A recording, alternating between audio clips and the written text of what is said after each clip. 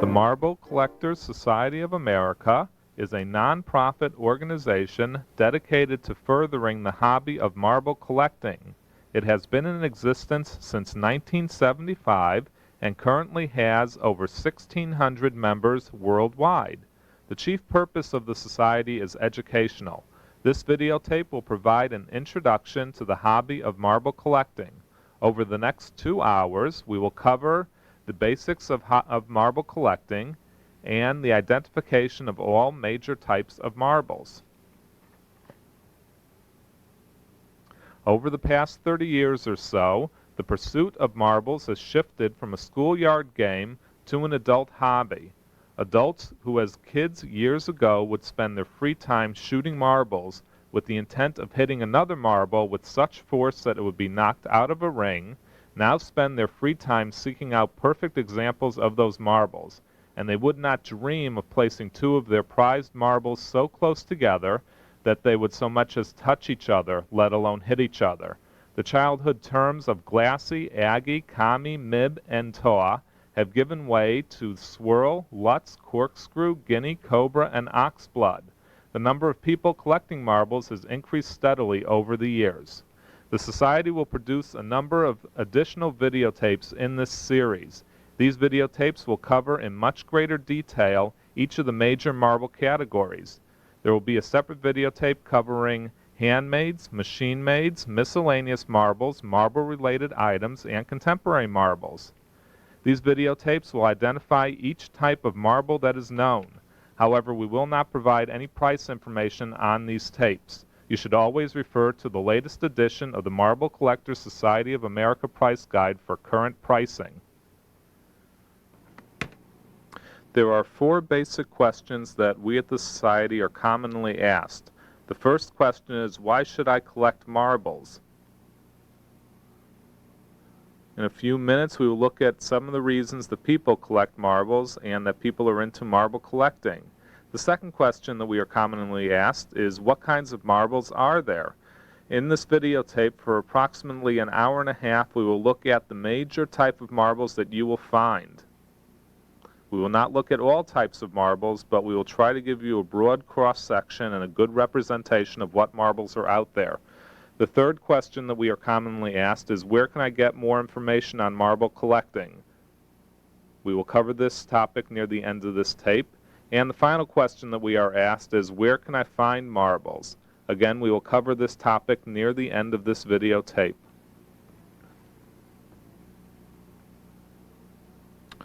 One of the main reasons that people collect marbles is because they are beautiful. Many people like to display good-looking marbles. This has been much of the catalyst behind the recent increase in collecting of handmade contemporary marbles. Also, as with any collectible, there are some examples that are clearly superior in their design and execution. The second reason that people collect marbles is because of their historical value. As with many other types of collectibles, there has been a desire to preserve the past. Marble manufacturing represents an important part of both the American toy industry as well as America's industrialization at the turn of the last century and America's emergence as a leading industrial giant. The machine manufacture of marbles in the United States was a direct outgrowth of the American success at mechanization. Glass marbles have only been commonly available for the past 150 years. Originally, marbles were manufactured almost exclusively in Germany. It was only at the turn of the century that marble manufacturing shifted to the United States. As with many other types of collectibles, much of the history of marble manufacturing has been lost. Collectors are attempting to preserve that history now through the collection of original boxes and other marble-related material. In this way, they are hoping to understand how American economic growth increased. The third reason that people collect marbles is that, as with other collectibles, marbles have an investment value. Because marbles are a hard asset, they tend to hold their value or increase their value over time. There are several factors that determine the value of a marble. The first factor is the type of marble. In these two screens, the marble on the right-hand side is worth several times more than the marble on the left-hand side because of subtle differences in type. We will look at these differences in the identification section of this videotape. The second factor that determines the value of the marble is condition. The Marble Collectors Society of America uses 4 standards for condition. The first standard is called mint. This is a marble that is an original, as-made condition. It may have some very minor box scratching in it, but the marble is largely unused and in excellent condition. The next category of condition is referred to as near mint. This condition describes a marble that has very minor wear from usage. There may be a few tiny dings, tiny chips, tiny fractures, or some surface roughness. The marble should be free from overall signs of use. The marble should view very well.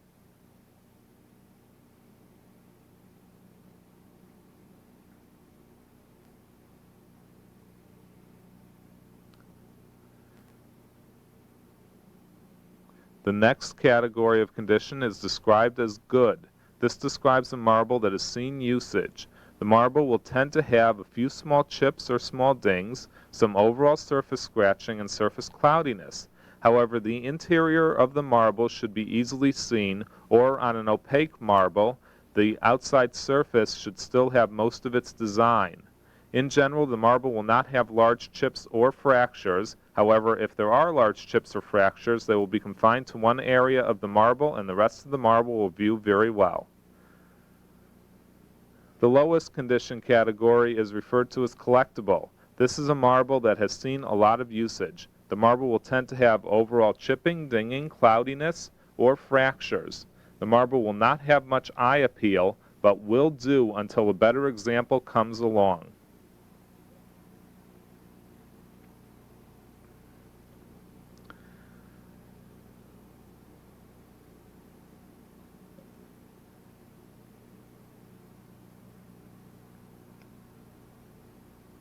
In general, for a given type and size of a marble, if a mint marble of that type and size is valued at 100%, a near mint example will sell for 80 to 50% of mint, a good example for 60 to 30% of mint, and a collectible example for 40% or less.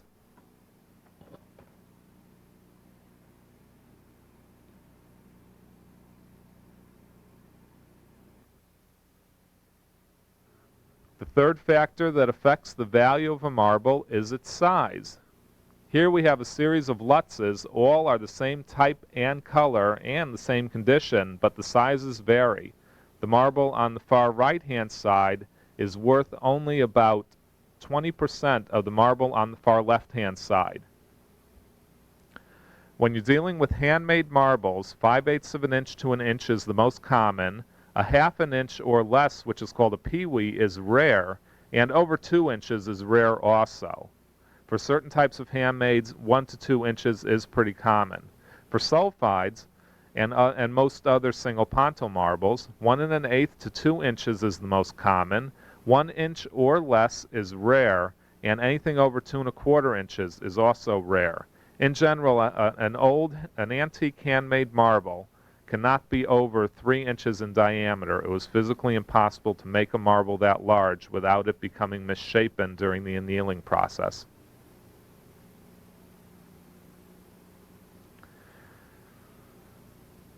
The sizing of machine-made marbles is slightly different because most machine-made marbles are not over an inch in diameter. The machinery of most manufacturers cannot produce marbles over an inch in diameter. Again, these 4 marbles are all basically the same type and condition, but there's a wide variation in their value based on size. For machine-made marbles, 9/16 of an inch to 7/8 of an inch appears to be the most common size. Anything a 1/2 inch or under is pretty rare, except for some of the more recent marble manufacturers, and anything over an inch in diameter is rare also, except for certain types of transitionals.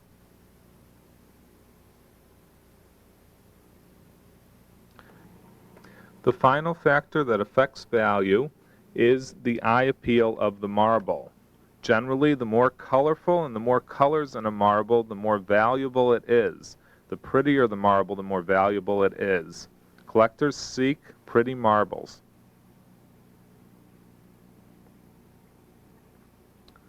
Second question that the society is most commonly asked is, what types of marbles are there to collect and how can they be identified? Generally, the types of collections are broken down into handmade, machine-made, and marble-related items. Handmade marbles can be readily identified by a pontil on the pole of the marble. Handmade marbles were drawn on a metal rod or a punty. When the marble was knocked off of the metal rod or punty, or when it was cut off of the glass cane, a pontil was formed. This is a rough area at the pole of a marble. Here we can see the pontil on a large latticino core swirl. This is a cut-off area. Here we can see the pontil on a sulfide. Sometimes the pontil is just cut off and sometimes it was faceted or ground. This sulfide has a ground pontil, which means a little more work was put into it. We'll go in for a closer view of the pontil here.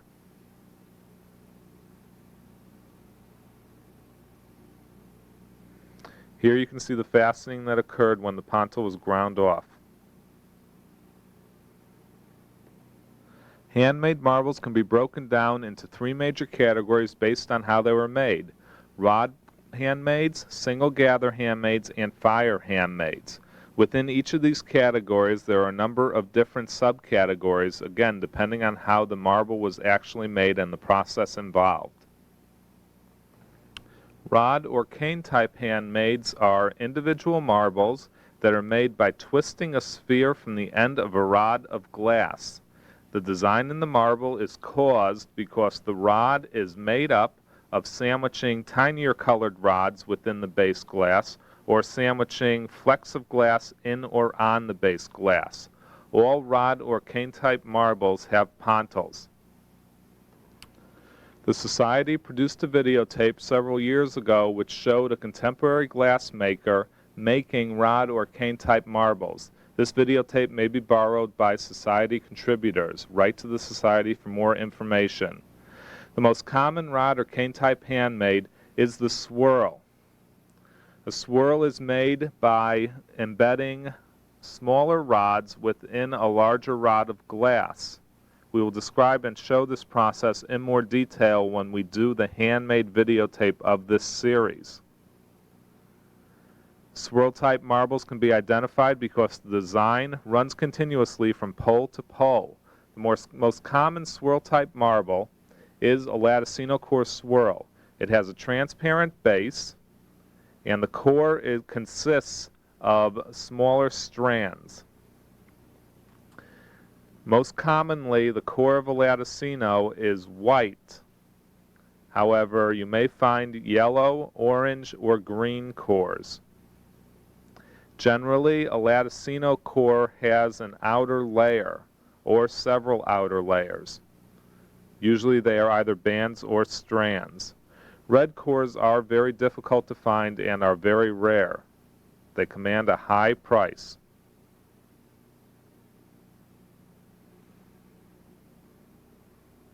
As you can see, the rods run continuously from pole to pole, identifying this as a rod or cane type handmade.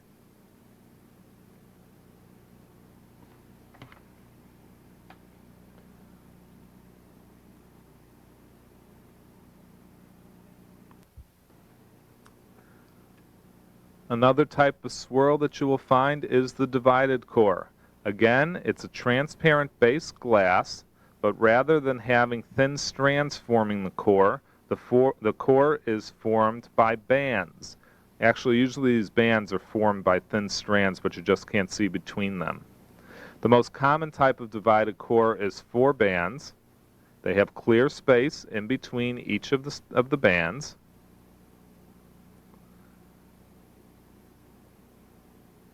Occasionally you will find 3 banded divided cores, or even more rare, 5 or more banded divided cores.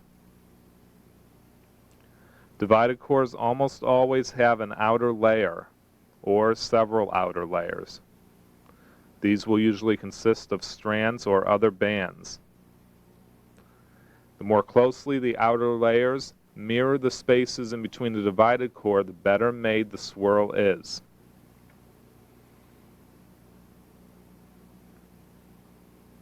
The third type of fairly common handmade swirl is the solid core. Again, the base glass is a transparent color. In all of these, the color is usually clear. However, there are colored glass swirls. In this case, the core is solid. It consists of bands that are packed so close together that there are no spaces in between them. Sometimes the core itself will have colored bands on it.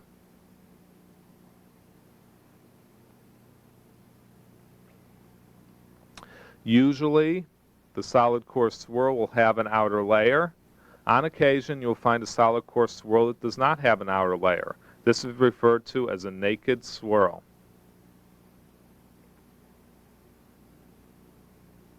As with all handmade marbles, the more symmetrical the design and the more uniform it is from pole to pole, the better the marble was made, and therefore the more valuable it is. Rare colors also increase the value of a swirl.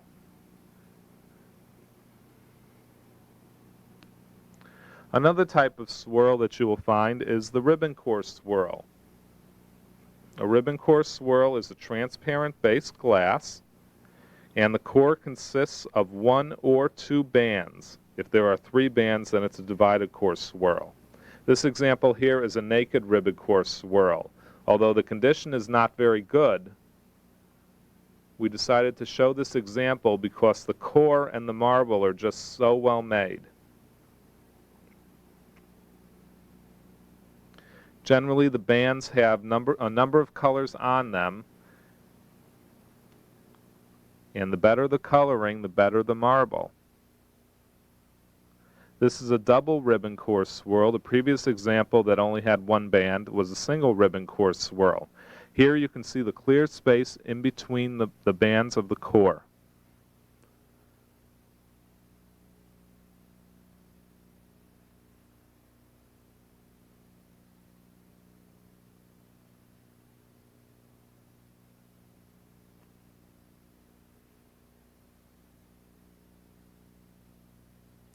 This is the Joseph's Coat swirl. It is fairly rare. It is a transparent base glass, and then just below the surface of the glass are rods of color that are tightly packed together. It is not an end of day, it is a swirl because the color rods are continuous from pole to pole. Occasionally there will be clear spaces in between the rods on the core, and you can see into the marble and see that sometimes there is a design inside the marble. A peppermint core swirl or a peppermint swirl is another type of swirl that you will find. This is a transparent base glass, and then just below the surface of the marble is a layer of white. On the layer of white are generally two blue bands, and then either 3, 4, or 6 pink bands. This marble is sometimes referred to as a centennial marble. It is believed by some collectors that these marbles were made in honor of the American Centennial in 1876. Rare within any of these types of swirls are mica. Occasionally these marbles were made with mica. In the case of the peppermint swirl, the mica is almost always found on the blue bands. This is very rare, and any swirl that has mica in it will generally sell for 10 times or more the value of the same marble without the mica.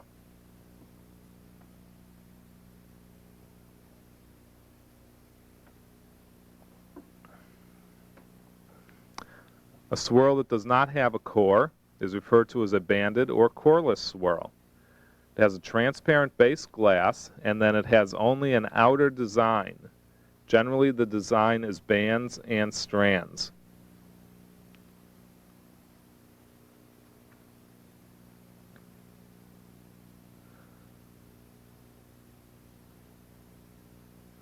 Most banded or coreless swirls do not have a very symmetrical design because they appear to have been made very quickly. It was an easy marble to make. A rarer type of swirl is the gooseberry. A gooseberry swirl is a banded swirl where there are white strands uniformly distributed just under the surface of the marble. Usually the base glass is a transparent light brown. However, there are some blue and green gooseberries. A gooseberry is determined by the design just under the surface of the marble. Again, this is a rod type marble because the individual rods and the individual design run from pole to pole.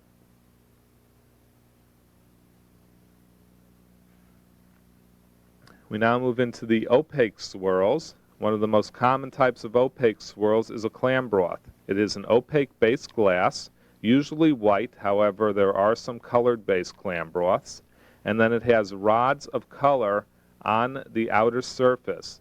Occasionally there will be a clear glass casing surrounding the entire marble. The strands run from pole to pole continuously. The more evenly distributed around the marble the strands are, and the more colored strands that there are, the more valuable the clam broth. Also, a white-based clam broth tends to be worth less than a colored-based clam broth. Another swirl similar to the clam broth is the banded opaque. It has an opaque base glass, again usually white, although there are colored examples. This is a dark blue. And it has two or more bands that consist of colored strands. The colored strands within the bands are continuous from pole to pole. They do not stop. Many of the clam broths and banded opaques appear to be made of a softer glass than the swirls and tend to have chips and dings on them. An Indian is similar to a banded opaque, except that the base glass is either black or a very dark amethyst. If it's a dark amethyst or a dark red, then it's referred to as a mag light because you can see through it if you shine a mag light behind it. The outer layer is usually 2 bands, although 3 and 4 band examples have been seen. The bands consist of strands that run continuously from pole to pole. Usually it's white strands with a transparent color over them.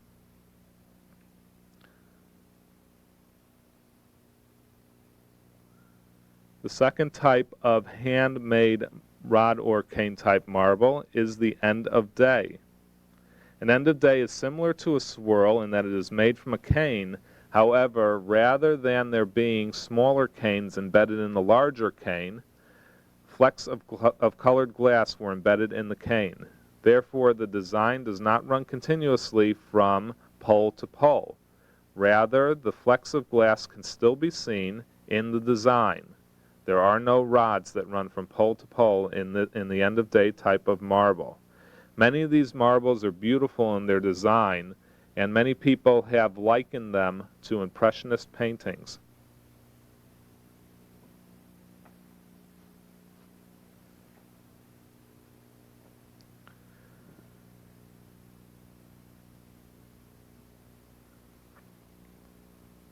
If the flecks of color were unstretched when the marble was made, then the end of day is referred to as a cloud.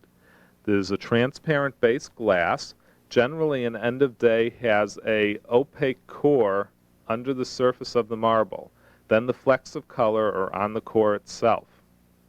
If the flecks are unstretched, then it's referred to as a cloud. These marbles are very rare, especially in smaller sizes.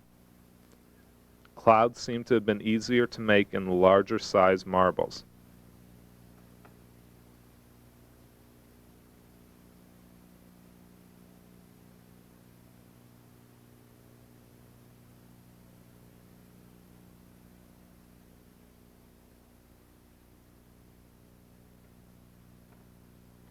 Many end-of-day marbles have mica in them, more so than the swirls.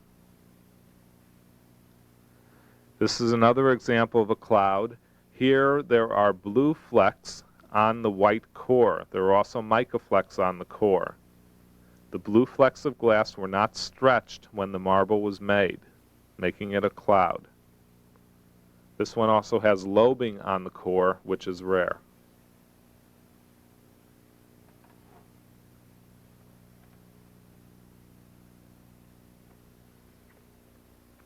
More common among end-of-days is an onion skin.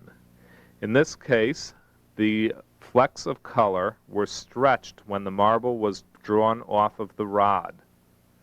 However, unlike a swirl, where the color is continuous from one pole to the other, the flecks of color do not run continuously from one pole to the other. There are breaks in between them. Onion skins come in a variety of colors. Onion skins that contain more than one color are rarer than onion skins that just have one color. This is an example of an onion skin with mica.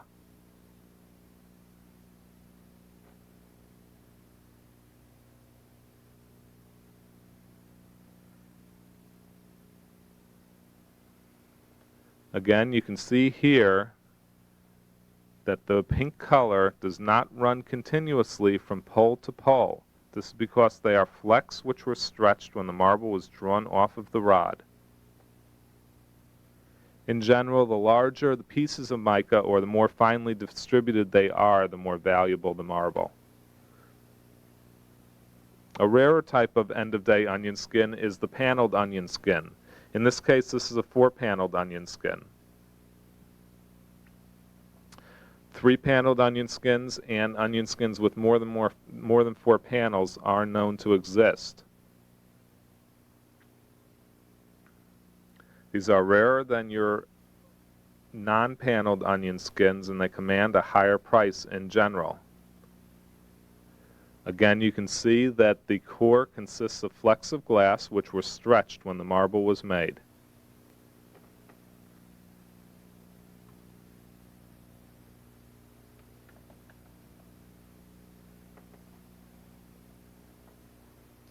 And here we have an example of a paneled onion skin with mica.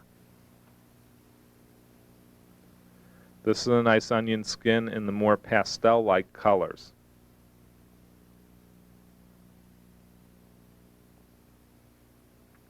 There does not seem to be much of a color variation in onion skins.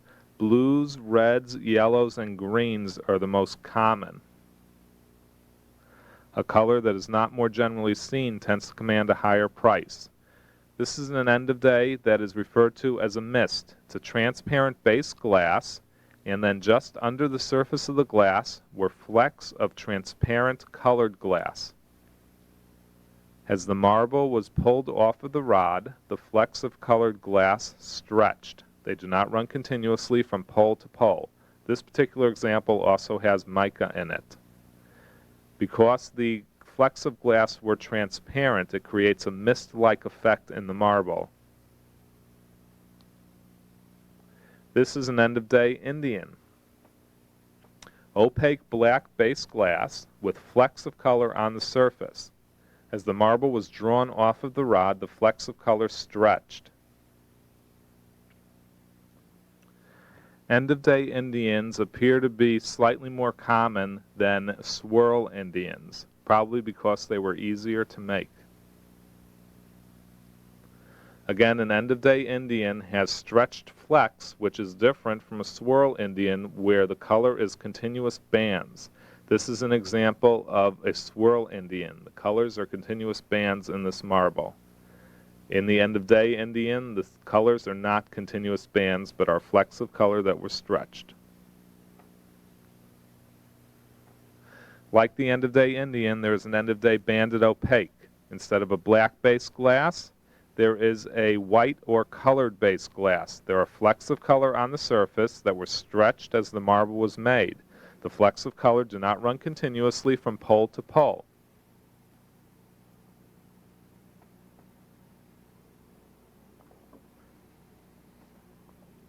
Banded opaques in general are fairly rare, and there doesn't seem to be more end-of-day banded opaques than swirl banded opaques.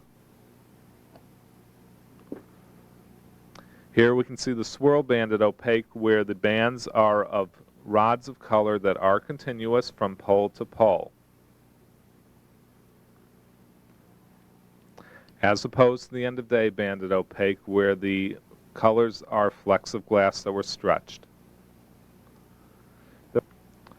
There are several types of rod or cane type handmade marbles which do not fit into either the swirl or end of day category. First type which we are showing here is an opaque. This marble was made by forming a marble off of a rod of a single color glass. Because there is no design in the glass, this marble cannot be classified as a swirl or an end of day. It was one of the simplest handmade marbles to make. It is generally believed that most of these were made in the United States in response to imports of German swirls. Another type of handmade marble, which is made from a rod and is not a swirl or an end of day, is the mica. This is a transparent base glass that has lots of mica flakes embedded in it. The marble is formed off of the end of the rod. The hardest colors to find in this type of marble are a mica with a red transparent glass base and a mica with a yellow transparent glass base. Most of the other colors that you see are fairly common. The other type of miscellaneous handmade marble is a slag. This was a marble that is made off of the end of a rod, which was made of black and white glass that was melted together. Because it was not made from rods, tinier rods, or from flecks of glass, it cannot be classified as a swirl or an end of day. The way the rod was made, the pattern is fairly random. Most of these slags do not have much value to collectors because they do not have much eye appeal.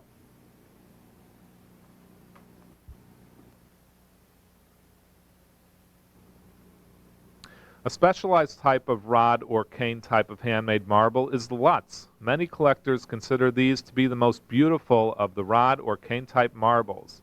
These can either be swirl or end of day types. They always have Lutz or a tiny copper flaking in the marble itself. The Lutz refers to that copper flaking that's in the marble. Some of these marbles are truly beautiful and exquisite and can be the most valuable handmade type of marble. We'll spend a couple of minutes running through the basic types of Lutzes. Again, all of them have to have that copper flecking or Lutz in the marble itself to be considered a Lutz. The most common type is the transparent banded. Essentially, this is a coreless swirl which has 2 bands of Lutz and usually 4 colored bands. Occasionally, you'll find them with 6 colored bands. Clear is the most common.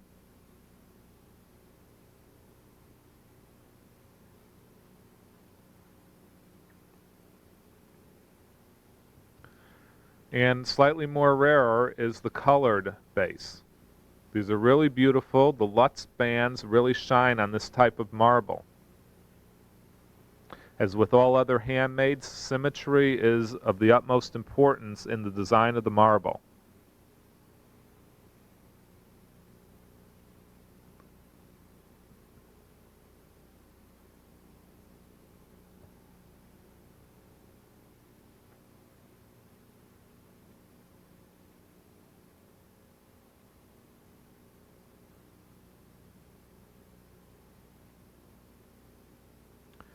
A rarer type of banded Lutz has a translucent or semi-opaque color base.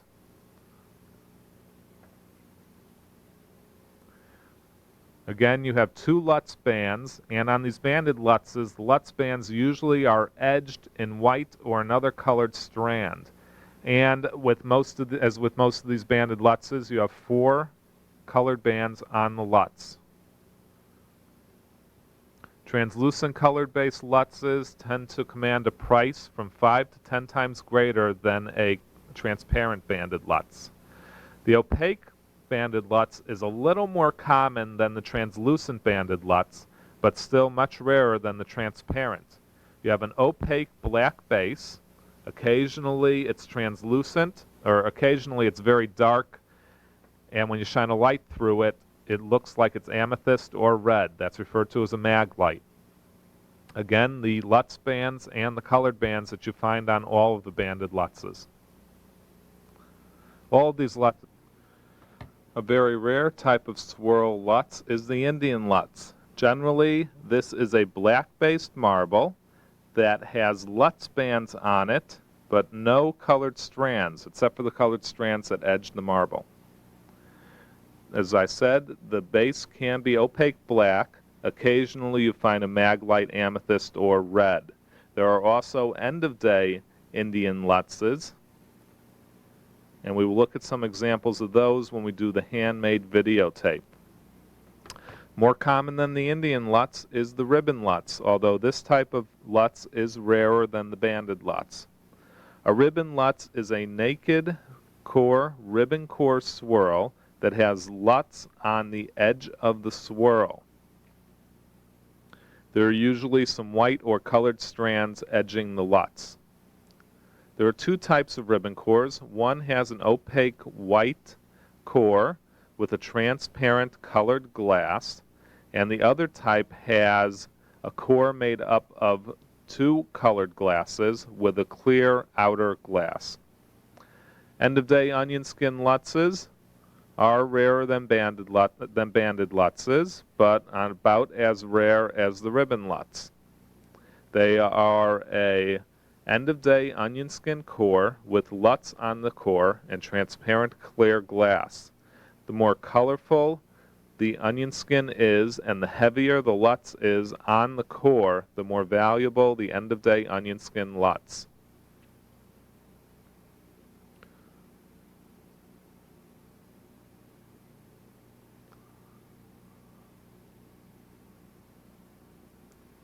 And finally, occasionally you will see a mist Lutz. Generally, these have an opaque white core with a green mist on the core. Floating above the green mist is Lutz. The heavier the Lutz is, the more valuable the mist Lutz becomes. These are really beautiful, and they are a fairly rare marble to find. Usually you will find them in green.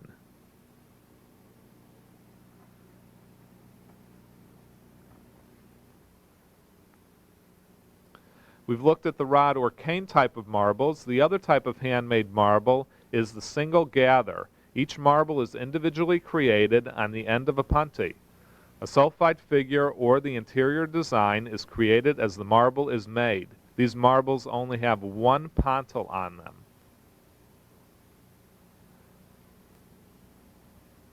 When we do the 2-hour handmade videotape, we'll have a lot more time to spend on each of these types, and we'll spend some time looking at how these are actually made.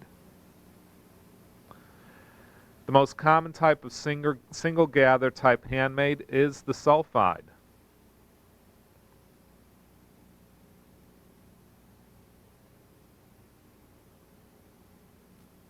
Rarer types are the cloud, and sometimes you find micas and opaques in single gather type.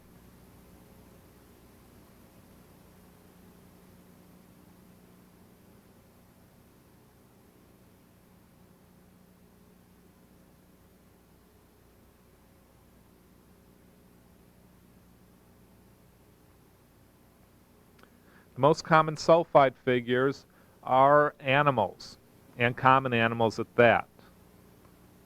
The value of a sulfide is based on a number of factors: how clear the glass is, how well detailed the sulfide figure is, and how well centered within the marble the sulfide figure is. Also, the size of a sulfide makes a difference to its value too. Anything over about 2 1/4 inches in diameter is very rare. Anything less than 1 inch in diameter is very rare.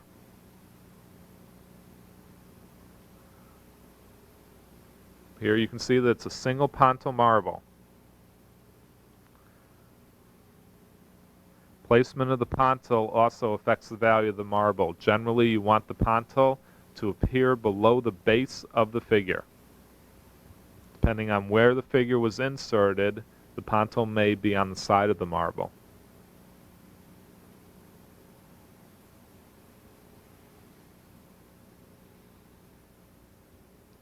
Human figures and numbers are less common, but the same general rules apply. The value of the marble is determined by how well detailed the figure is and how well centered within the marble it is. Mythological figures are also rare.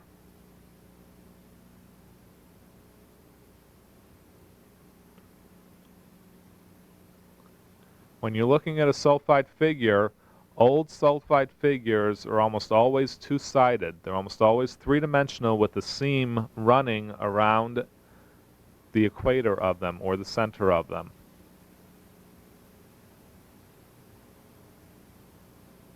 Here's a nice number, however, it's not well centered. If this number was well centered within the marble, it would probably double or 2.5 times the value of this particular marble. Also, air bubbles on the figure tend to take away from the value of the marble because you cannot see the figure that well. In this case, the air bubbles are within the holes of the figure and they don't detract from the marble. Cracked figures also take away from the value of the marble. Double or triple figures are very, very rare. Figures in colored glass are very rare, and figures that are painted are very, very rare.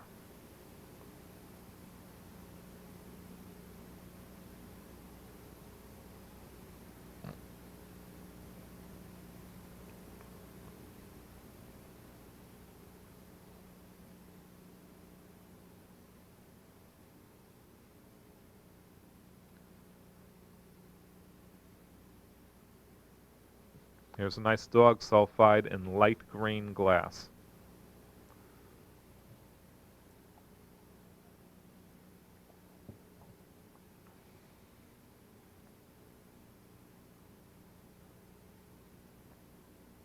When dealing with painted or colored glass sulfides, you have to be careful because some contemporary makers are also making painted sulfides.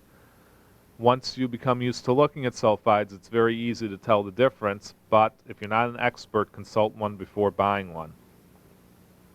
Another rarer type of single gather type handmade marble is the cloud. Again, you have transparent glass, and encapsulated inside the glass are flecks of color. They're generally unstretched on the core, and there's usually a lot of clear glass at the top because of the way the marble was made. These are truly clouds because it looks like clouds floating over the surface of a planet.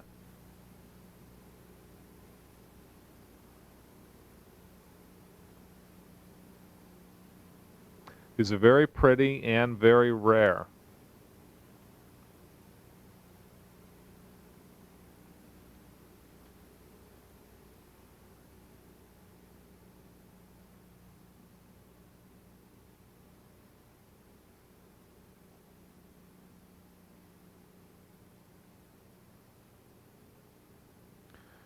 Occasionally, you will find single pontil micas.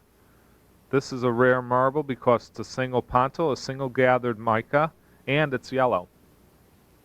A transparent glass, usually some type of color. The mica flecks form a cloud. Again, the mica flecks are embedded in the marble. They usually form a cloud, sometimes they'll form sheets. And there should be clear space at the top if it's a single gather marble. Here's a look at the single pontil.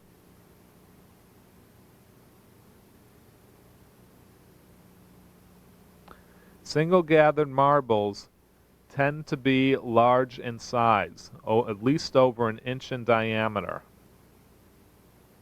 It really wasn't worth it and too difficult to make a single gathered marble if it was a smaller size. You don't tend to find them in smaller sizes. If you find a smaller size one, it tends to be an end of cane.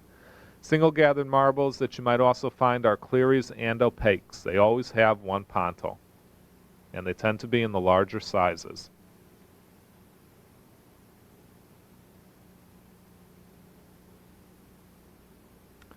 The The third type of handmade marble that are collected are fired marbles. These are marbles that are made from clays and not glass. They may be unglazed or glazed depending on the process that was used in making them. They do not have pontils. In this videotape, we're not going to get into any of the stone or agate type marbles. This is a natural clay. Most clays have very little value, on the order of pennies each. This is a clay that's in its natural color. It was formed into a round ball and then fired in a kiln or furnace.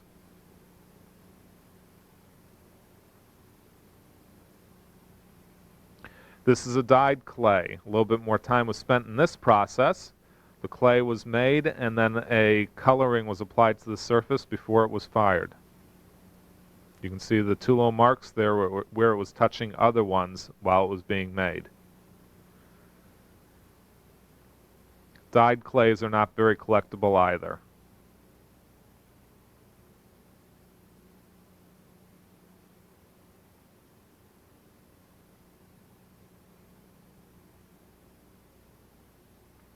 Here's another example of a dyed clay.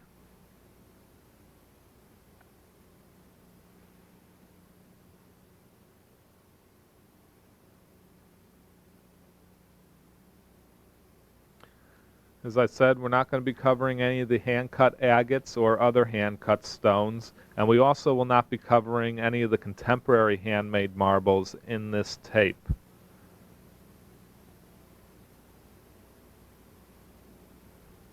This is what is referred to as a Bennington. These were actually made in Germany, not in the United States. At the beginning of the tape, when we were talking about historical value, I showed a box of Benningtons which shows the Made in Germany label. They were called imitation agates. These are a glazed type of clay, a glazed type of dyed or colored clay, and usually they'll have the little eyeballs or bullseyes on there where they touched other marbles. Crockery marbles are another type of glazed fired marble.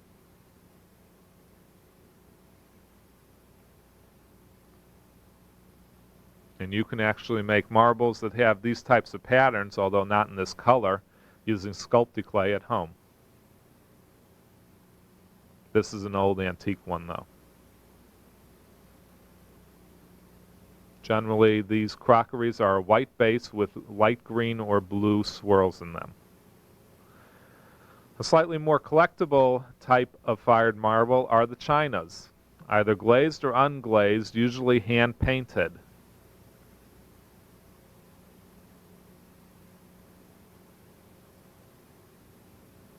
This is the typically seen intersecting lines design. Nice and bright colors help the value of this marble.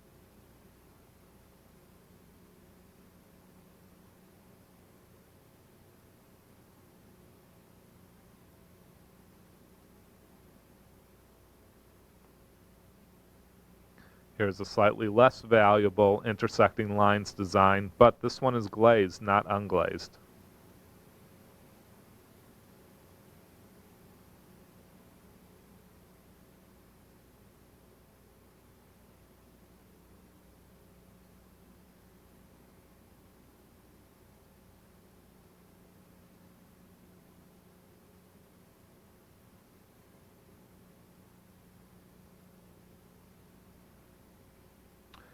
Occasionally you will find the crow's feet going around the equator here, or the helix design on chinas.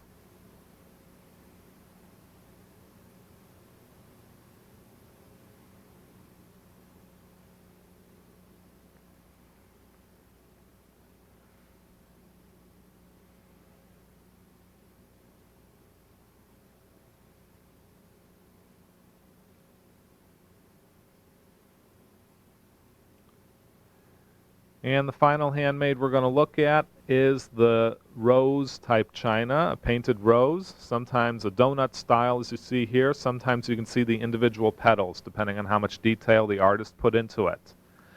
This concludes the handmade section of the introductory videotape.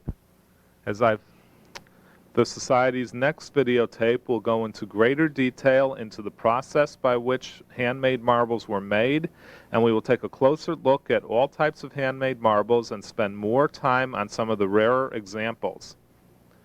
Machine-made marbles have recently become very collectible. They can be classified either by manufacturer or by marble type. Machine-made marbles were first made in the United States around the turn of the century. The United States was the primary producer of machine-made marbles until the late 1940s and early 1950s. At that time, Japanese cat's eyes began to flood the market. The most collectible machine-made marbles were made by United States manufacturers, specifically the M.F. Christensen and Son Company, Acro Agate Company, Peltier Glass Company, Christensen Agate Company, Master Marble Company, Vitro Agate Company, Marble King Incorporated, and a couple of other minor manufacturers.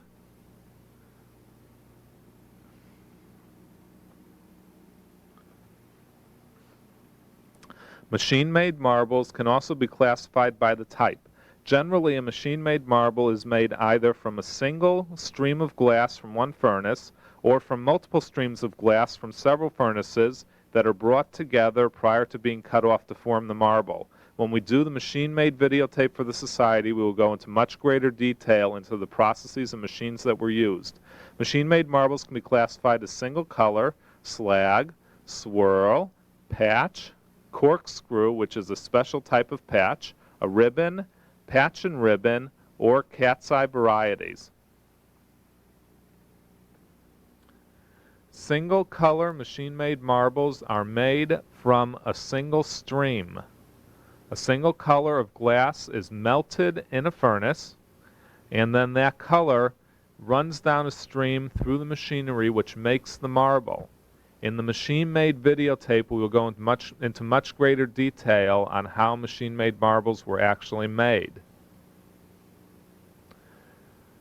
The glass of the single color machine-made marble can be opaque, translucent, or clear.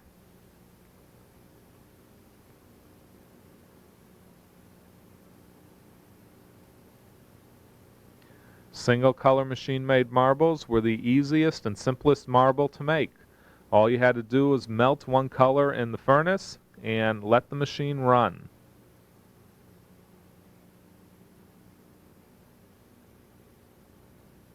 Most single color machine-made marbles are not very collectible except for some of the opalescent type, the Moonies and Flinties, similar to the previous example we saw.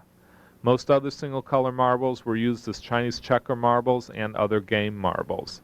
There are some very rare M.F. Christensen single color marbles. The next type of marble that was possible was the slag. This is actually a specialized type of swirl.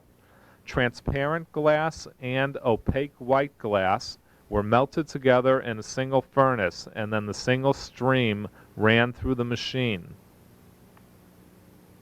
Because the two different colors of glass were different densities, they did not mix together into one color, but maintained their separate identities.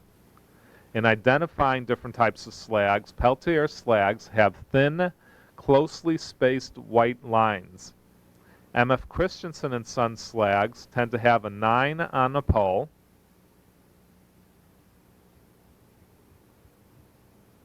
and a line on the opposite pole.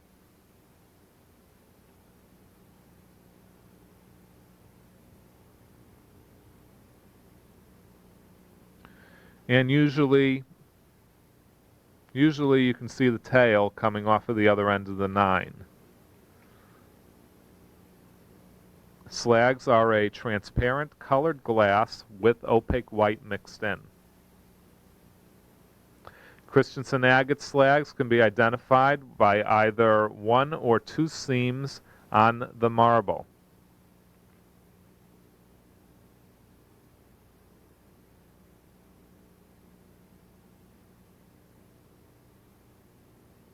Also, Christensen agate colors are very distinct in their brightness.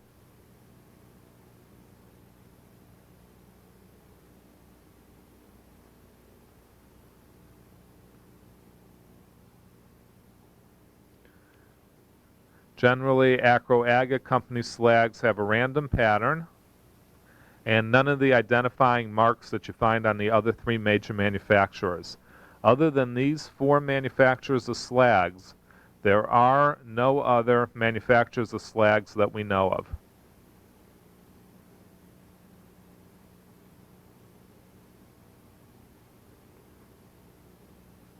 A more general type of slag is referred to as the swirl. This is generally two or more opaque colors that were mixed together in a single furnace, as in this type here. That single stream of glass then ran through the machinery to make the marble. Again, because the colors were of different densities, they did not mix into one color. You can also have a multiple stream swirl. In this case, you would have a number of different furnaces which had different colors, and then the glass came out of each furnace and mixed together before going through the shearing mechanism of the machinery.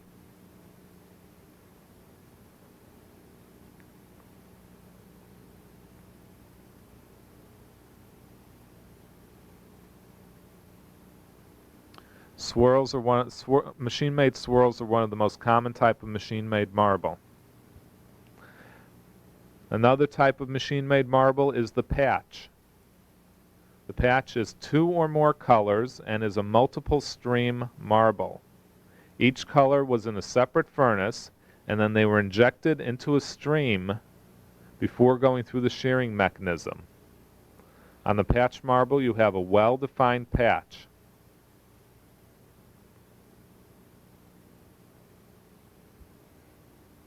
As we go through the different machine-made companies, we will look at how to at the identifying features of each of their particular marbles.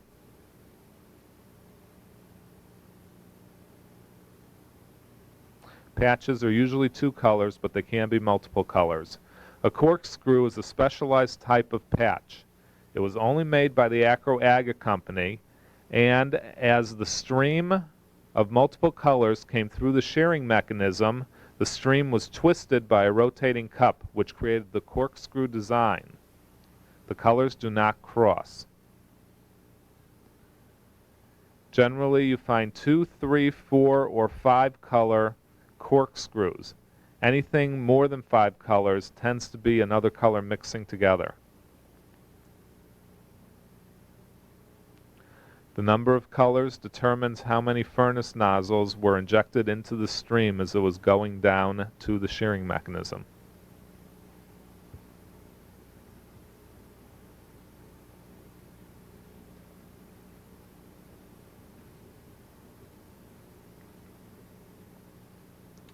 Another type of machine-made marble is the ribbon.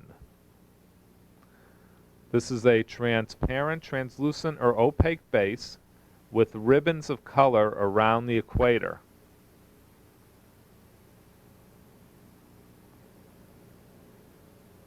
This type of marble was made by Peltier Glass Company, Marble King, and Vitro Agate. They tend to have two seams. They also tend to be at least two streams, the main color and then the ribbon color. Sometimes you have several colored ribbons.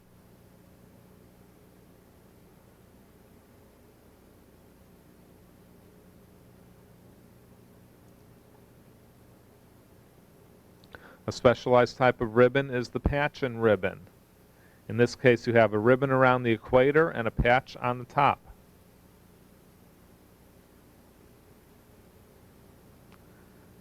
Again, these are multiple stream marbles, and you needed one furnace nozzle for each type of color.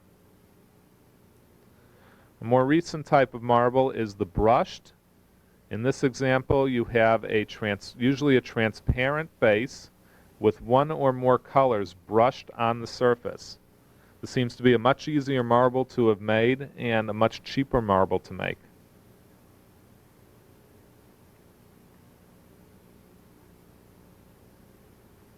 And the final category of machine-made marbles are the cat's eyes. In this case, color was injected into a clear stream before it went through the shearing mechanism.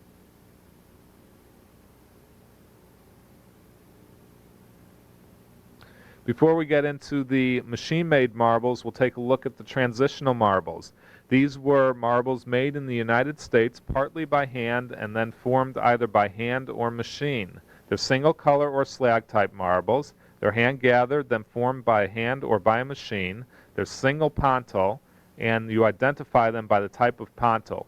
Generally, these marbles were made by the Navarre Company and the M.F. Christensen & Son Company. This is a regular pontil transition. It has a cutoff mark just like a handmade. Nothing has been done to the pontil after it was made.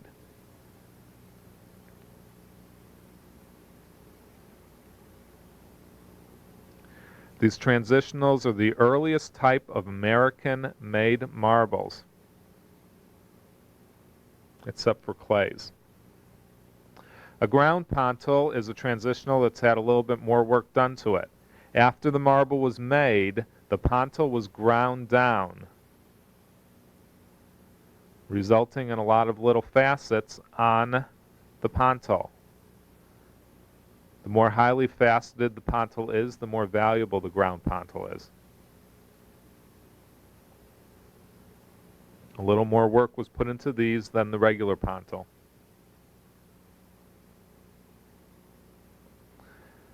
A more common type of transitional is the melted pontil. In this case, the pontil was melted over, usually by a gas flame. Sometimes if the flame was not hot enough, you can see some carbon on the pontil.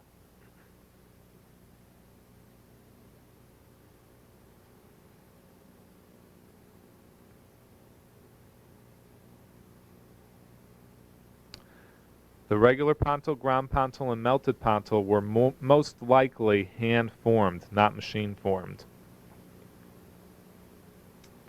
Another type of transitional is the folded pontil. These were hand-gathered, run through a machine, and because the glass was a little too cold when it was made, you have a small fold or a small finger of glass folded at the end of the marble. These always have an obvious seam where the fold is.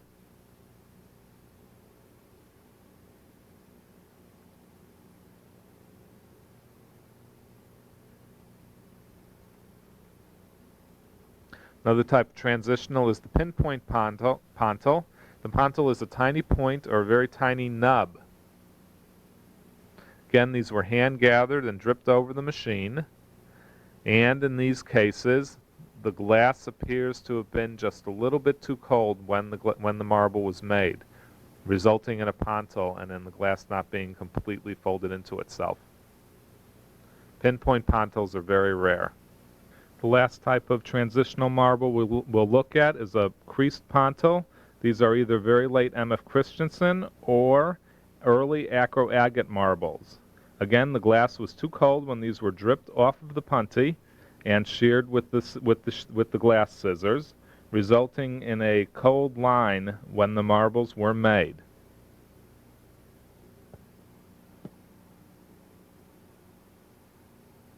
The first machine-made company that we'll look at is the M.F. Christensen & Son Company. Formed in the early 1900s in Akron, Ohio, M.F. Christensen & Company was the first marble manufacturer to use machinery in the production of marbles.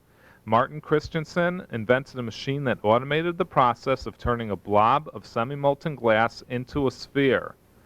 This company operated until 1917. A very rare type of M.F. Christensen marble is the opaque. It's hand-gathered, as all M.F. Christensen Company marbles were, and you can see an obvious 9 on it. It's a single color, a single stream marble. It's completely machine formed and has no pontil on it. All M.F. Christensen & Son Company marbles were hand gathered and dripped over his machinery to go into the formation process because the automatic feeders were not developed until about 20 years later. A more common type of M.F. Christensen & Son marble is the slag. An obvious 9 design on there, again because it's hand gathered. A line on the opposite end as we had seen earlier, and then usually a tail off of the 9. These marbles come in a number of different colors and all have the 9 pattern on them. A very collectible M.F. Christensen marble is the brick. Again, these are single furnace, single pot marbles. In this case, oxblood red glass was mixed with white glass and run through the machinery. Occasionally, you'll find them with black glass or with transparent dark green glass in them, always the oxblood red. They're called bricks because when they got roughed up, they looked like brick. They're very collectible and very hard to find. The Acro-Aga Company was formed in Akron, Ohio in 1911. It was later moved to Clarksburg, West Virginia, where it operated until 1951. In its day, it was the largest manufacturer of machine-made marbles in the United States and in the world. Many Acro-Aga Company marbles are highly collectible and highly prized by collectors. Acro-Aga made a slag-type marble. This is the Cardinal Red example, which is a red glass marble with white swirls in it. They made a number of other different colors: green, purple, brown, blue, yellow, red, orange, aqua, and clear. The green, brown, purple, and blue are the most common. The other colors command a higher price. Acro-Agate also had a color called oxblood red. This is an egg yolk oxblood, milky white base with yellow and oxblood swirls in it. The oxblood usually floats on the surface of these marbles. This is not to be confused with other types of red. The oxblood generally has thin black lines in it. And again, almost always floats on the surface, does not go into the interior of the marble. This is a lemonade oxblood, translucent light green with white and oxblood. Oxbloods are highly prized by collectors.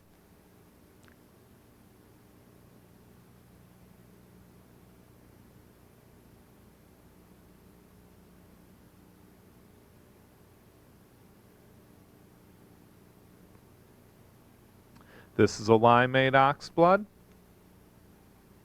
Translucent light green, white, and oxblood. Again, the oxblood floats on the surface.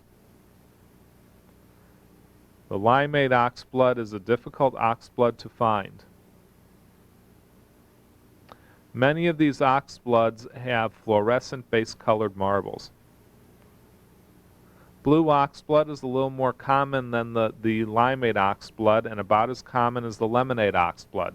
Translucent white with translucent blue and oxblood color. This is a very nice example of one.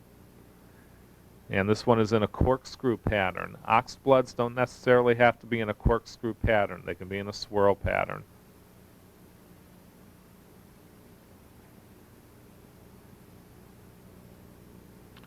The carnelian oxblood is similar to the other types of oxbloods. Translucent white, brown, and oxblood. Carnelian oxbloods are about as common as egg yolk oxbloods. Limeade oxbloods are difficult to find. Lemonades and blues are a little more common than the carnelians and the egg yolks. This is a milky oxblood. This is translucent white with oxblood. This is only a 2-color marble as opposed to the 3 or 4-color marbles we had seen earlier in the oxbloods. Milky oxbloods are fairly easy to find. They are more common than the other types of oxbloods that we have looked at. And as a result, their value is not quite as high.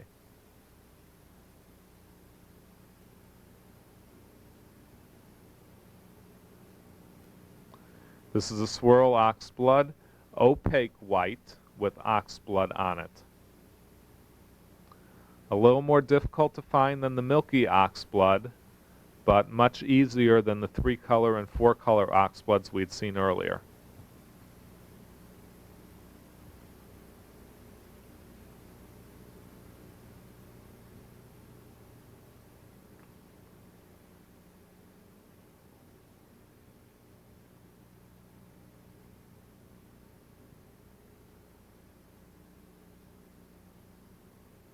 And the most common type of oxblood is the patch oxblood.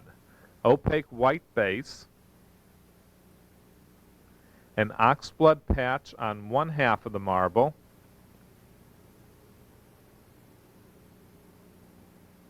and there is a colored patch on the other side of the marble. These are the most common oxbloods to find. They're also more recent than the other oxbloods we had looked at.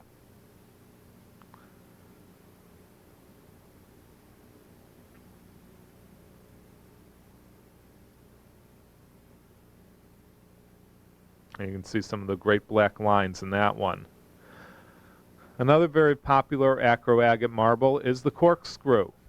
This is a 2-color corkscrew, 2 different colored spirals that do not cross each other. This is essentially a 2-furnace marble. It's a 2-color glass stream that ran through a spinning cup before it was sheared off. The spinning cup created the corkscrew design. The colors can be either opaque, translucent, or transparent. And the number of different color combinations that acroagate made seem to be limitless. You could easily amass a couple of hundred corkscrews and have no 2 that are the same colors.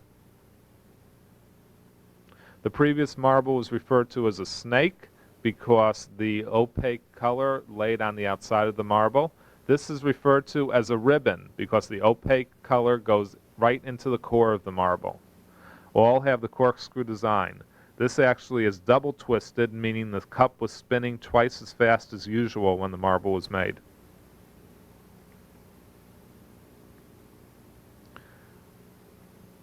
How far into the core the different colors go and how thick they are depending on how far the nozzles of the furnaces were injected into the main stream of glass. A multicolor corkscrew can have several color spirals. Generally, there do not seem to be corkscrews that are more than 5 separate colors. Anything with more than 5 separate colors appears to be the result of mixing of several of the colors. None of the color spirals cross. There are a number of specialized types of corkscrews, many of them fluorescent. A lemonade corkscrew is milky white, white, and yellow spirals.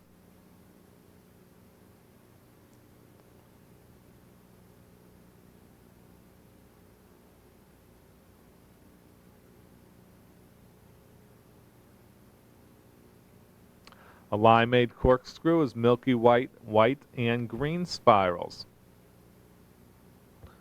The lemonade and the limeade were also produced in the swirl variety, not the corkscrew variety, too. And again, many of them are fluorescent.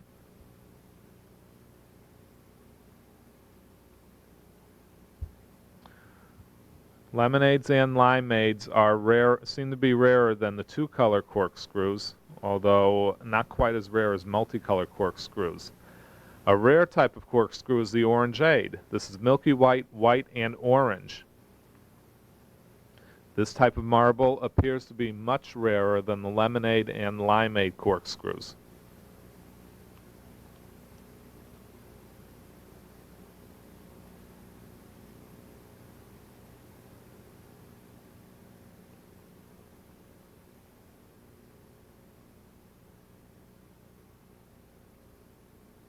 This is a carnelian corkscrew, milky white, white, and brown spirals. This marble seems to be about as rare as the limeade and lemonade corkscrews. White-based corkscrews, white-based 2-color corkscrews are the most common, with various colors following from there in rarity. Any corkscrew with four or five colors is very rare.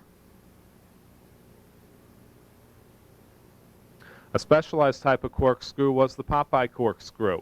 It's called a Popeye corkscrew because many of them were sold in boxes with Popeye on the front. They are at least four colors. One spiral has to be a mix of clear and white, clear and opaque white. Then there are two or more opaque colored stripes on the marble.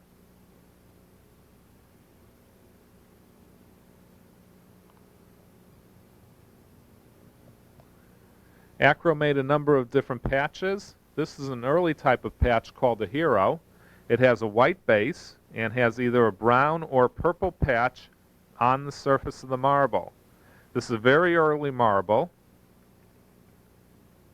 because it has crimp marks at either pole. Acro Agate was the first company to develop an automatic feeder system to automatically feed the color from the furnace to the shearing scissors. When the glass was sheared, you got that crimp mark. Later on, they developed machinery which got rid of the crimp mark. This is a moss agate, a fluorescent translucent base with an opaque patch. Many of these have a crimp mark on them also. Interestingly, most of the corkscrews do not have any type of crimp mark on them.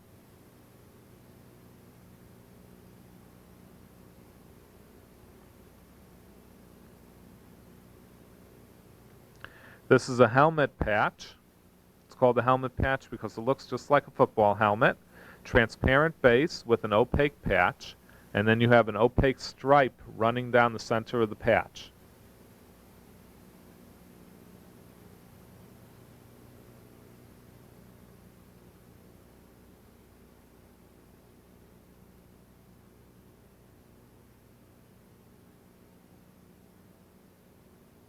This is a rare acro agate type of marble. It's a sparkler. This is technically a patch marble. It's a transparent glass with patches and filaments of color in the core. Rather than the patches being on the outside of the marble, the patches go into the marble in a number of different colors, implying that a number of different furnaces were used in making this marble. These are very rare and very difficult to find.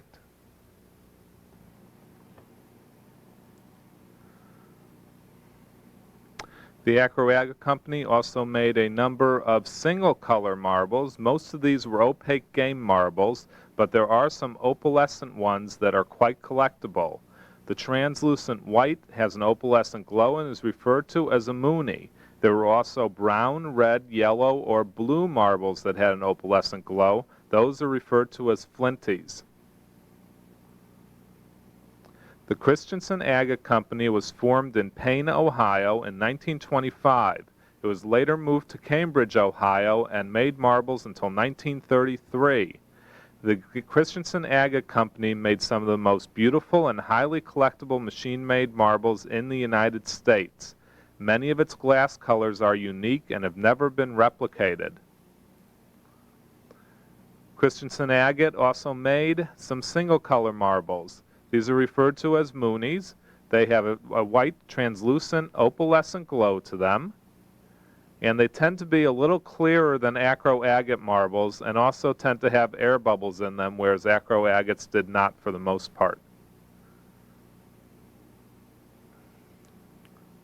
They're very rare and quite collectible.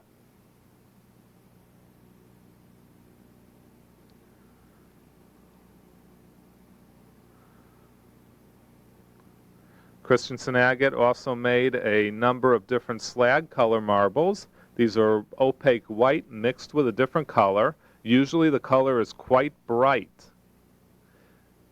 Christensen Agate slags are fairly easy to identify because of the brightness of the color. Their color was unique, and most Christensen Agate slags have two seams and some have one seam on them.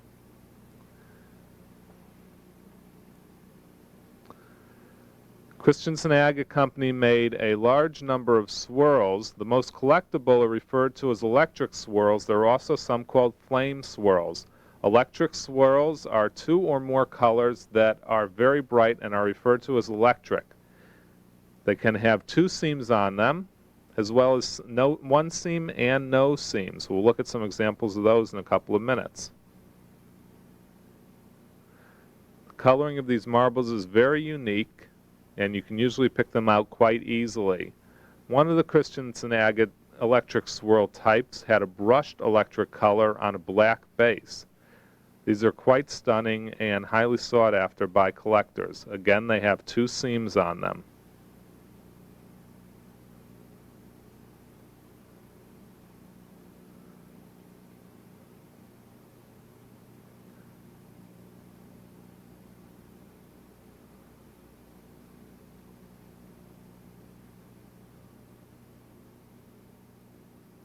Here is an example of a Christensen Agate Company swirl that is in slightly more subdued colors.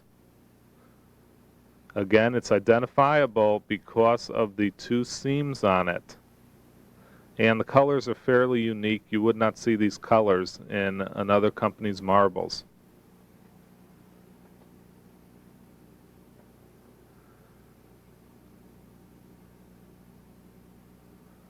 As I mentioned earlier, Christensen Agate also made some single seam marbles. These are referred to as diaper folds. Some of them have unique designs on them that look like the head of a turkey, and they're referred to as turkeys. Christensen Agate also made a no-seam marble, or no-seam electric swirl. This example of one is called an American agate. An American agate was an opaque white or translucent white with electric red mixed in with it. Again, the coloring and design on these is very unique, and these are highly collectible. This is another example of a Christensen Agate no-seam swirl. This is referred to as a coral and green. The green can be either transparent green, translucent green, or opaque green. The transparent green is the rarest and the most highly sought after. It always has a coral pink swirl on it.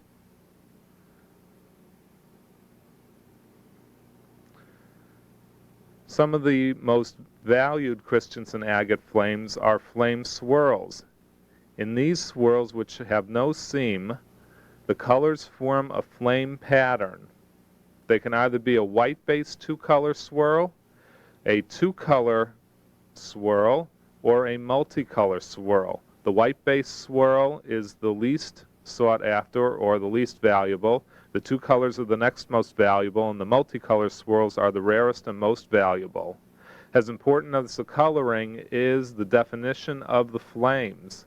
The previous example and this example have very nice looking flames. They are well defined, and you can distinctly see the flame points.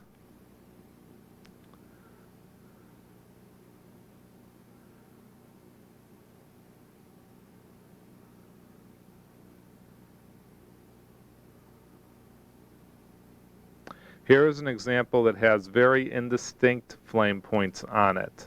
However, it is a tricolor, which does add to its value.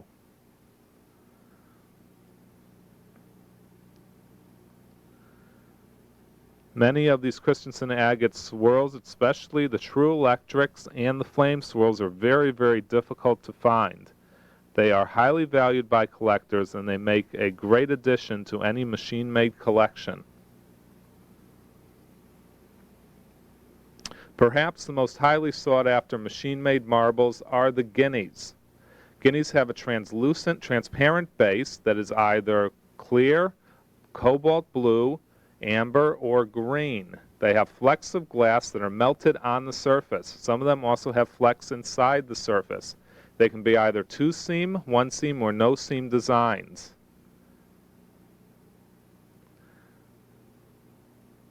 They're very stunning and very difficult to find.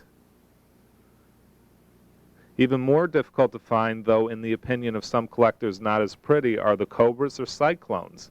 These are similar to the guineas, except that the flecks of color are melted inside the marble rather than on the surface. These are very, very rare. Guineas are very rare, and cobras are even rarer.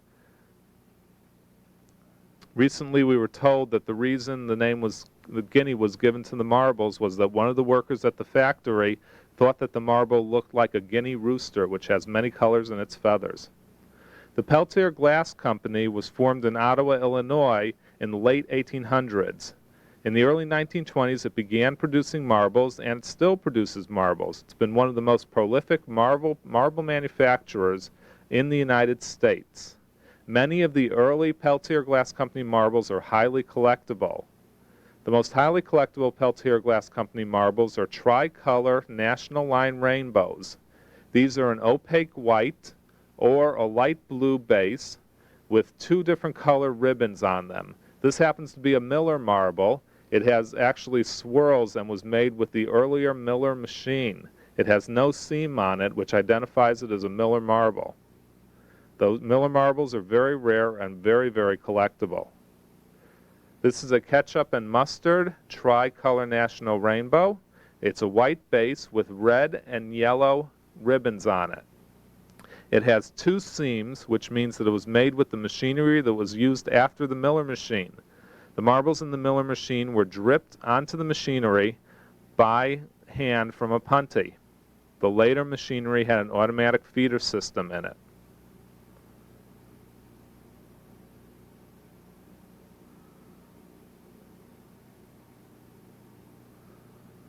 This is the Christmas tree. It's a white base with red and green ribbons on it. Again, a tricolor National Line rainbow.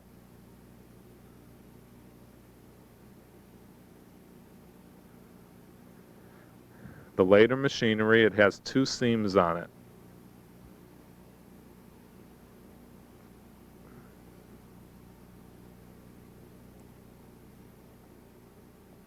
This is the Liberty tricolor National Rainbow.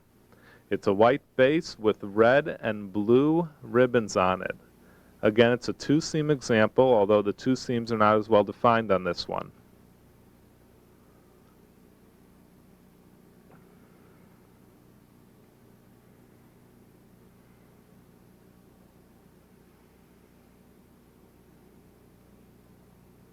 All of these tricolor National Line rainbows have become very collectible in the last couple of years. This is a two-color National Line rainbow.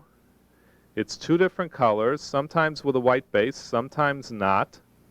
They are more common than the tricolors. They all have two seams.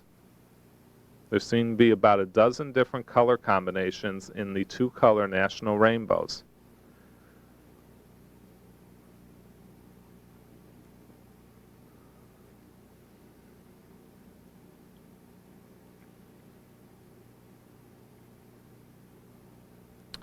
Another Miller-type marble, or Miller machine marble, is the multicolor swirl. Transparent clear glass with white, blue, and bright orange colors swirled in. There are no well-defined seams on this marble, making it a Miller-type marble. This is a very rare type of Peltier, and it's very difficult to find this. It should not be confused with the tricolor ribbon swirl that you see more commonly. That has a transparent green glass base.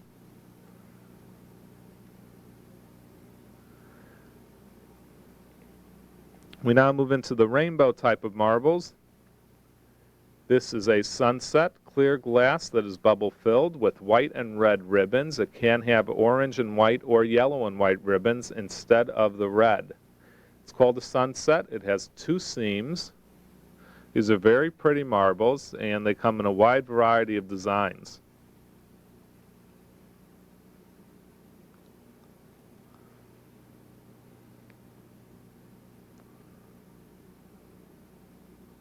This is a Peltier Glass Company slag. We saw this a little bit earlier when we were looking at the different types of slags. It's opaque white glass swirled in a transparent colored base. The white lines are tightly packed together. Many people feel that the Peltier Glass Company slags are the prettiest of slags in design.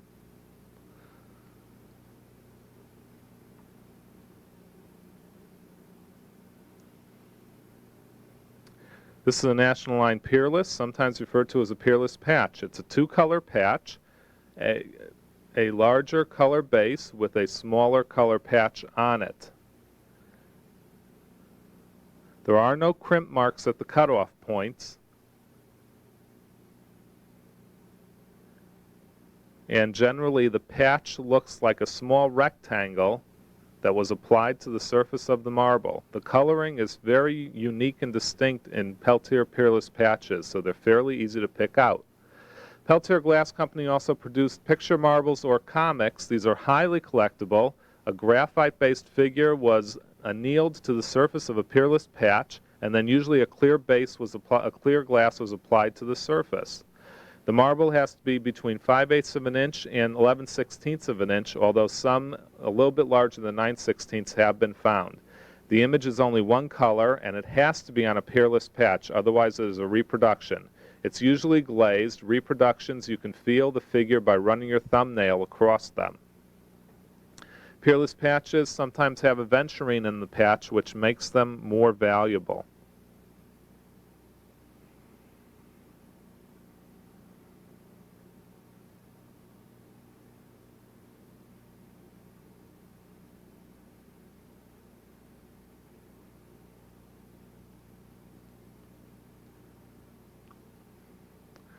Two-color National Line rainbows and three-color National Line rainbows also had aventurine in the ribbons sometimes, usually in the black. Sometimes you found them in a blue ribbon too.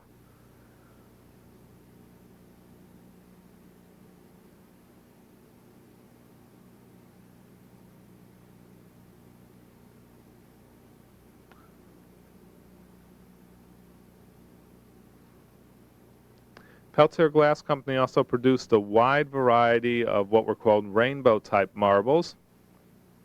This is the bloody, translucent opalescent glass with translucent red ribbons on it. It's a very pretty marble, and the translucent variety is fairly difficult to find.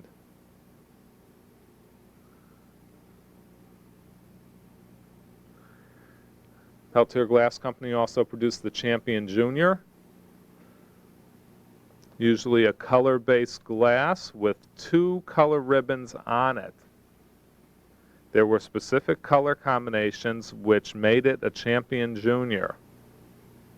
The marble, as in all rainbows, has two seams, and these are fairly difficult to find also.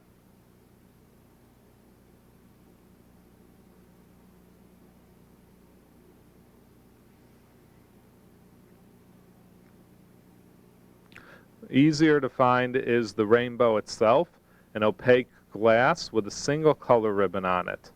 Has two seams on it, and these are a more recent marble and very easy to find. Because they are not that rare, they don't have a lot of value to collectors.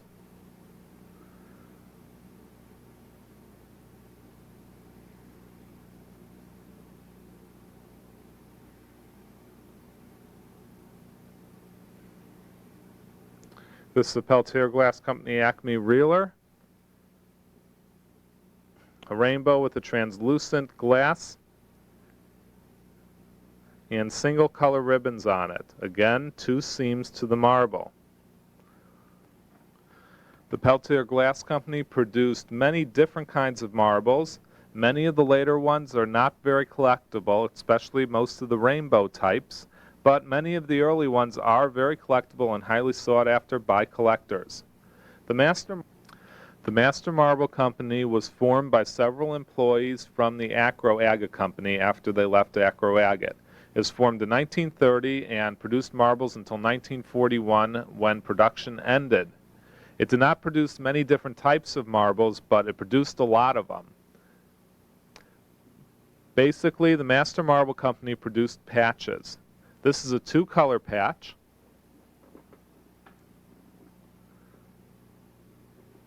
Master Marble Company marbles are fairly easy to identify because they have a crimp mark at the poles. The Master Marble machinery did not incorporate the improvements that were made to the Acro-Agate machinery in terms of removing that crimp mark. Some of these patches are unique in their coloring and design and have names such as meteors and comets. We'll go into more detail on those when we do the machine-made video for the Society. A multicolor patch that was produced by the Master Marble Company and that is starting to become collectible is the Sunburst.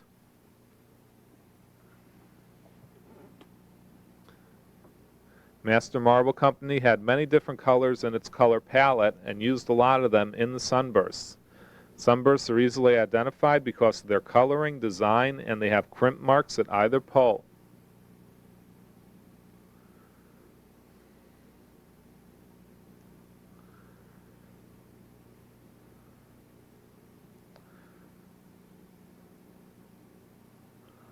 Most sunbursts are opaque, however there are some sunbursts that have clear panels or patches on them. These are sometimes confused with sparklers, but they are fairly easily identified because the patch is right on the surface of the marble and the crimp marks exist at either pole.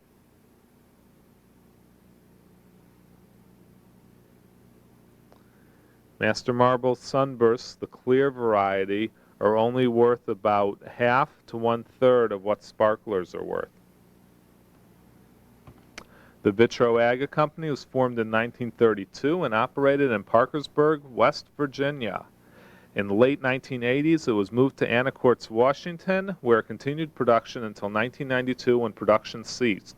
The Vitro-Aga Company produced many marbles. Most are not collectible at this time. They are very easy to find, and most collectors don't include them in their collections. However, there are several types of Vitro-Agate marbles that are collectible. Vitro-Agate marbles are veneer-type marbles. A color is brushed on the surface. The Victory is a very collectible marble from the 1940s. It's a clear base with a color patch brushed on the surface. The color patch lays right on the surface, does not go into the matrix of the marble. The patch comes in a number of different colors, and Victory marbles are somewhat difficult to find if you're looking for them. A marble similar to the Victory is the Vitro-Agate Conqueror.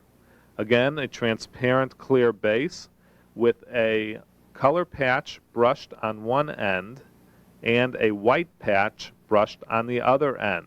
Usually there is that clear strip around the equator.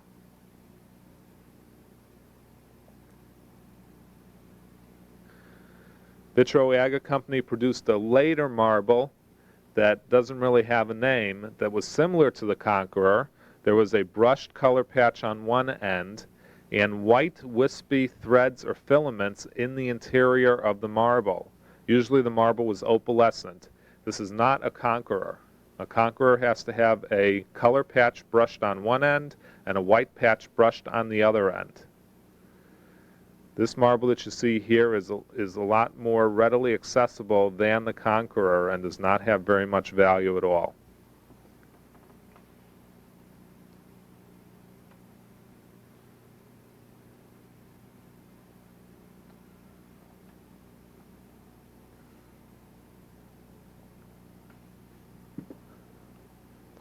Vitro-Agate Company later produced what's referred to as the Blackie. It's an opaque base, has a black line around the equator, and a color patch brushed on either side.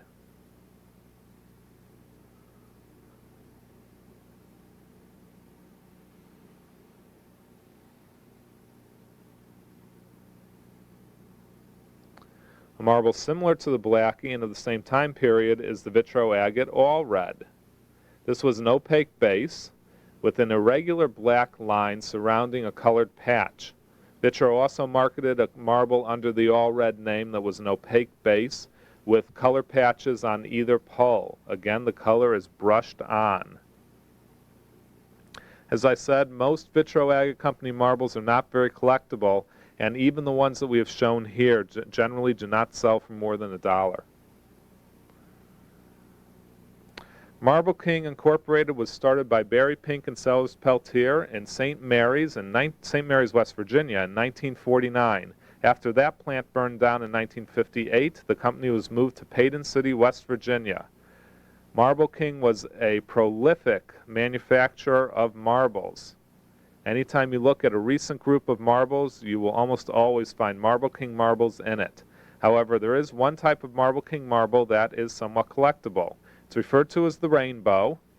This is the white base variety. It's a patch and ribbon marble, opaque white base with a color patch on top and a color patch around a color ribbon around the equator. This is a veneer type marble. The color is brushed on the surface. The white base variety that you see here is not very collectible. There are a lot of them around. These all have two seams. However, the two color varieties are collectible and are sought after by collectors. Going in order from the easiest to find to the most rare is the bumblebee, a yellow and black patch and ribbon rainbow.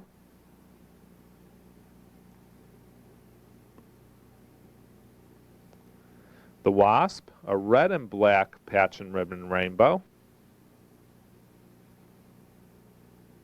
The wasps sell for about 2 to 3 times what bumblebees sell for.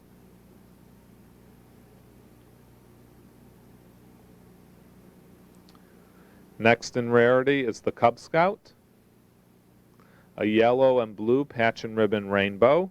These sell for about 4 to 6 times what a bumblebee will sell for.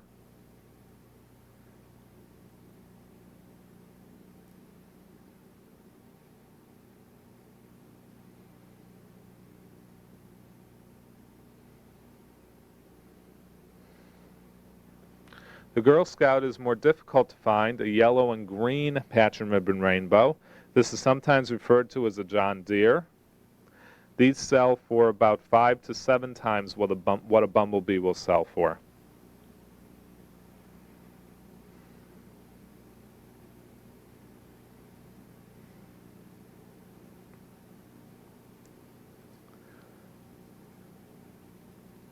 Another rare patch and ribbon rainbow, or tough to find, is the Tiger. It's an orange and black patch and ribbon rainbow. These sell for 7 to 10 times a bumblebee.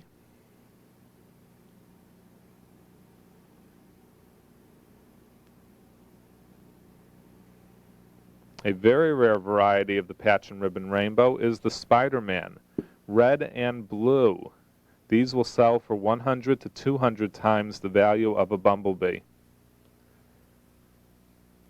And actually they are rarer than that. You can go through hundreds of bumblebees and not find a Spider-Man. And the rarest of the patch and ribbon rainbows is the watermelon, green and red marble.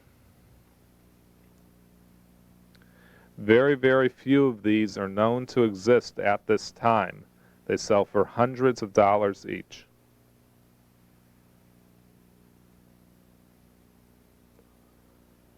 There are several other categories of collectible machine-made marbles. Ravenswood Novelty Company produced some multicolored swirls that are sought after by collectors. There's a variety of marble referred to as a wire pull, also one referred to as a metallic stripe. There are machine-made marbles with aventurine in them, and some of the early American cat's eyes are collectible. The Ravenswood Novelty Company was formed in the early 1930s in Ravenswood, West Virginia, and produced marbles until sometime in the early 1950s. The main collectible marble of Ravenswood is the multicolor swirl. Some of the colors in this marble are very unique and similar to Christensen Agate Company swirls. Ravenswood produced 2, 3, and more color multicolor swirls. The 3 and more color are the most collectible and are very pretty. This is a common swirl which should not be confused with the Peltier Glass Company swirl, the Christensen Agate swirl, or the Ravenswood Company swirl. These are fairly easy to find and were produced by a number of machine-made companies. Champion Agate also recently, within the last 20 years, produced some multicolor swirls. They tended to be 2 or 3 colors, and they all have a very high gloss to the surface. They are fairly easy to identify. Another type of marble that is sought after by collectors is the wire pull. There are old and new versions of the wire pull. This is an old version, a single color wire, and the glass has some tiny air bubbles in it.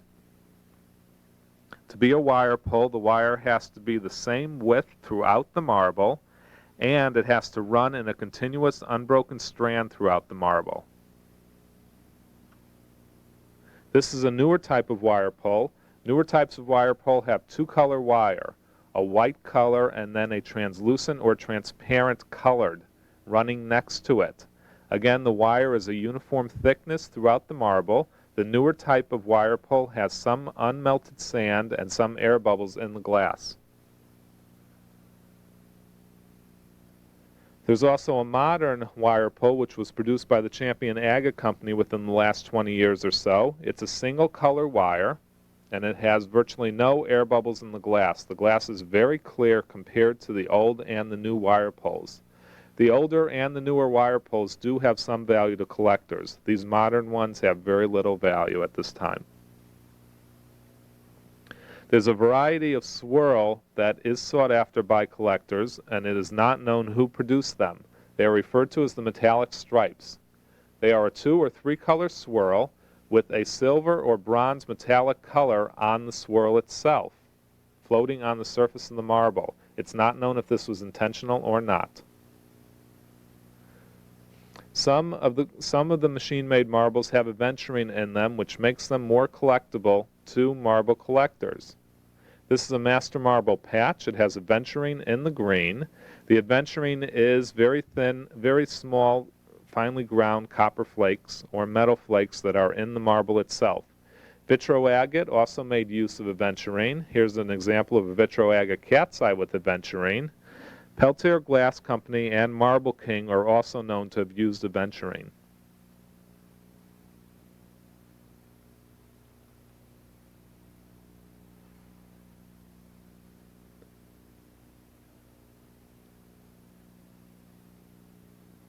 Some cat's eyes are collectible. Some of the early cat's eyes have become collectible.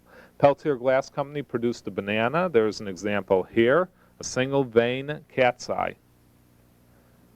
Many of the Japanese and foreign cat's eyes are not collectible because there simply are so many of them. Vitroagate Company produced an early cage-style cat's eye that had very thin lines on it.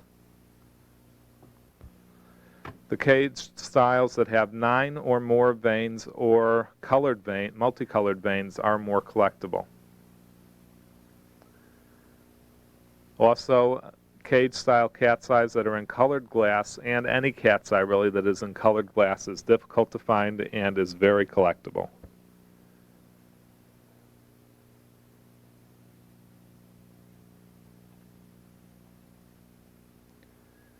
Vitroagate Company also produced 4 and 6 vein varieties of cat's eyes. Some of the 4 and 6 veins are hybrids in that they have more than one color on a single vein. These are beginning to become collectible with marble collectors.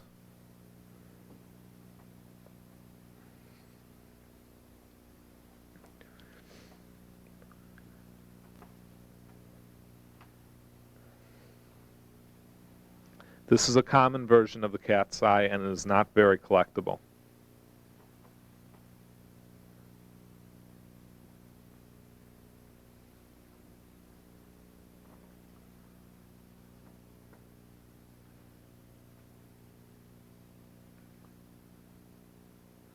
When you're out looking at marbles, you'll find many cat's eyes and many other foreign modern marbles. Vacor de Mexico is one of the largest producers of marbles in the world.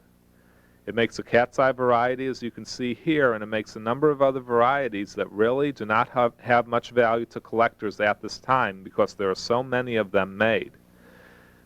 This is an oily, has an iridescent carnival glass surface to it. It is not very collectible at this time.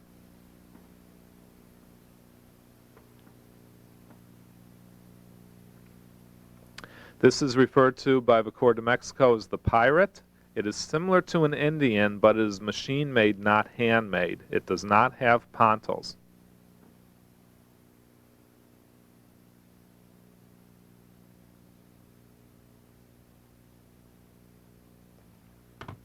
Vacor de Mexico also makes several varieties of speckled marbles.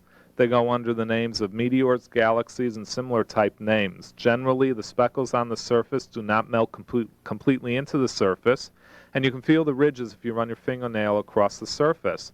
This one looks like a guinea, but again, the speckles are not melted completely into the surface of the marble. This concludes the machine-made portion of the videotape. As I said earlier, we will go into much greater detail on the machine-made process and machine-made marbles when we make the separate tape for the society. There are a number of marble-related items which add greatly to any marble room. Carpet balls, Fisher jewel trays, various games, medals, advertising items, and some other items are sought after by collectors. These are carpet balls. They are used in a game similar to bocce. They run approximately 3 inches in diameter and are hand-painted and usually glazed. This is a Fisher jewel tray. It's the New York World's Fair variety. This is collectible. This is an example of a game that is sought after by collectors. It is a solitaire type game. Generally, the value of these games is determined more by the marble than by the game itself. And this is an example of a ramp type game. When we go into the marble related videotape itself, we will go into much greater detail on the games and other items. This is a tournament medal that was handed out to the winners of marble tournaments. These are very sought after by collectors and sell for hundreds of dollars each. Also, tournament pins and tournament ribbons from the tournaments are very collectible.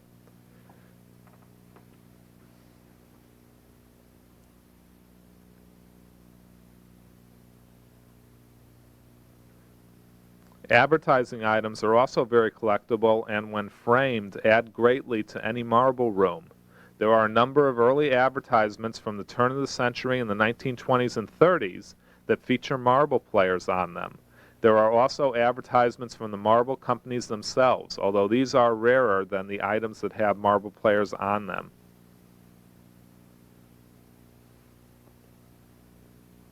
There are several other items that are looked for by collectors. Books that refer to marbles are collected, as well as acro-agate ware, which was glass products that was produced by the acro-agate company, especially those with oxblood or venturine in them.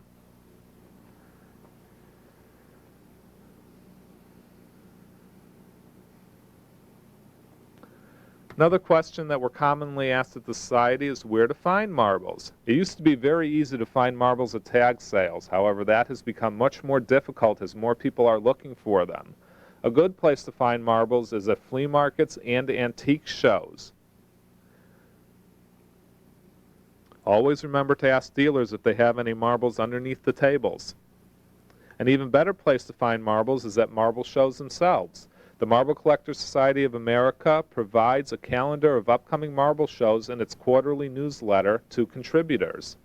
You can also contact dealers or participate in absentee auctions to get marbles.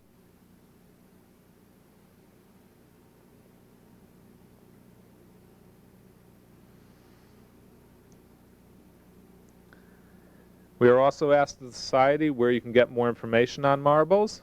There are a number of good books that are available on marbles and a number of marble clubs.